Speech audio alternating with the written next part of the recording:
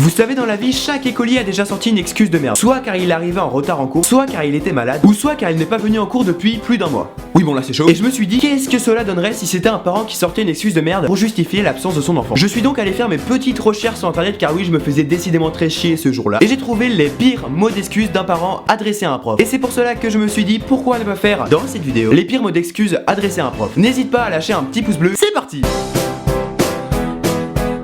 Madame, veuillez excuser le retard de Thomas, mais hier c'est mon mari qui l'a emmené à l'école et il s'est perdu. Bon, si cette famille habite dans une grande ville, je peux le comprendre, car c'est toujours un peu dur de se retrouver, enfin non car le GPS existe, voilà. Mais imagine que cette famille habite dans un village avec 3 maisons et une école. Ah bah là c'est plus du tout crédible. La femme a joué sur la légende que les hommes ne peuvent pas faire deux choses à la fois. Oui, en gros le père ne peut pas amener l'enfant tout en regardant où il va. C'est totalement faux. Bon, à part si le mari vient d'arriver dans la ville ou qu'il n'a pas vu la lueur du jour depuis 362 jours et 21 secondes, cette excuse n'est pas du tout crédible. Et ouais. Excusez le retard de Léo, c'est moi qui lui ai interdit de mettre son réveil parce que ça nous réveille. Avouez que même si cette excuse est totalement débile, on rêverait tous d'avoir des parents comme ça. Ah non mais ça serait trop ouf. Imagine juste une seconde, quelle serait la réaction des parents si le réveil sonnait. Ah non mais tu vois, je vois bien le truc.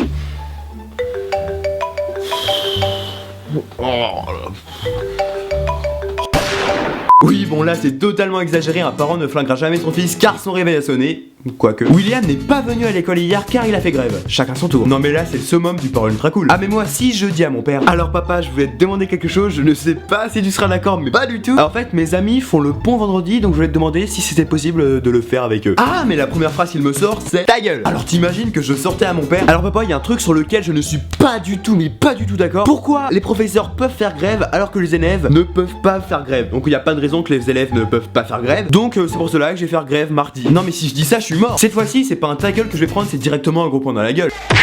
Oui, bon, j'exagère un peu. Si je dis ça à mon père, il me sortira juste. Mais va te faire foutre, sale merde. Oui, bon, toujours pas. Madame, je certifie que Christophe avait bien fait son DM à rendre pour aujourd'hui. Mais nous nous sommes fait cambrioler ce week-end et il a disparu avec le reste, respectueusement. Non, mais si j'étais prof et qu'on me sort ça, je comprendrais directement qu'on se fout de ma gueule. Tout d'abord, j'ai regardé l'actualité de la ville et aucun cambriolage n'a été signalé, donc juste pour ça, ta gueule. Et de deux, qu'est-ce qu'un cambrioleur en aurait à foutre d'un DM? Non, mais franchement, quand une maison se fait cambrioler, les premières choses que les cambrioleurs veulent sont la télé, le téléphone, l'ordinateur et pourquoi pas le micro-ondes si tu veux pousser le bouchon encore plus loin. Mais sûrement pas un DM. À part si le cambrioleur est un trou du cul fini. Ouais. Ah mais si j'étais prof, je répondrais par mot. Cela veut dire que vous faites cambrioler toutes les semaines car Christophe ne rend jamais ses DM.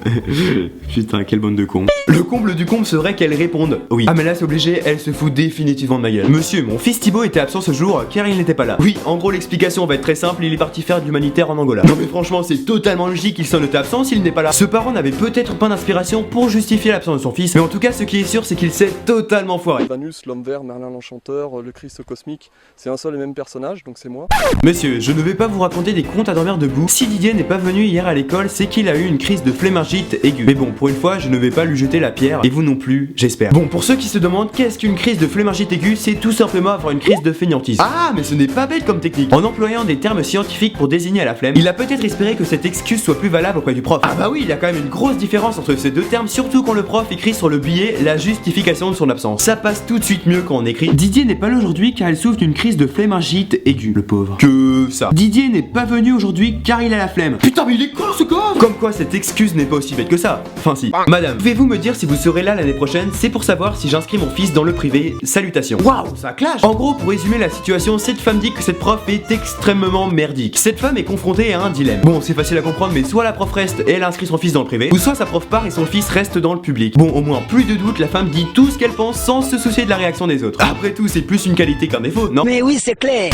Monsieur, je vous résume notre levée de ce matin. Bol de chocolat chaud renversé, panique, aquarium qui tombe, poisson rouge en apnée, cris, aboiement, pleurs, serpillière et donc retard. Désolé avec toutes nos excuses. Ah bah oui, c'est chiant. Non mais tu aurais également peut-être dû dire que la fille s'est fait renverser par la voiture de la mère qui partait au boulot. Oui bon ça c'est totalement faux. Il y a une chose qui me titille. Depuis quand tu paniques quand tu te renverses dessus un bol de chocolat chaud? Certes tu rages, ça je peux le comprendre. Putain mais fais chier. Mais tu paniques pas au point de faire tomber l'aquarium avec le pauvre poisson qui est en train de claquer par terre car il galère en apnée. C'est un peu gros comme excuse non? Bah ouais c'est gros. Toi, ta gueule. Vous voulez que j'achète la photo classe de ma fille? Non mais vous avez vu la tête des autres? Alors c'est non merci, cordialement. C'est bien beau de dire ça mais ça se trouve c'est votre fille qui gâche la photo. Et ouais, qui sait? Non mais t'imagines juste une seconde si chaque parent disait ça en allant chercher la photo de classe de leur enfant. Ah mais ça partira en 3ème guerre mondiale. Non mais qui a dit que ma fille était moche? C'est plutôt la vôtre qui est moche. D'où tu parles espèce de gros sac? T'as eu ton fils? La première fois que je l'ai vu j'ai confondu avec ton chien. Y'a un problème quand même. Arrêtez de vous battre les enfants de mort. Moi, mon fils est le plus beau, le vôtre il est extrêmement laid, n'en parlons pas, il est extrêmement dégueulasse. Et le truc qui est drôle avec vos enfants, on dirait qu'ils jouent à qui sera sera le plus moche. Non mais d'où il parle lui? Non mais ça aurait ton fils et ses oreilles de Dembo et ses chicots de lapin gros. Et toi Francis tu dis rien parce que depuis tout à l'heure ces petits merdeux parlent sur le physique de nos enfants. Pas moi, mon fils il est mort.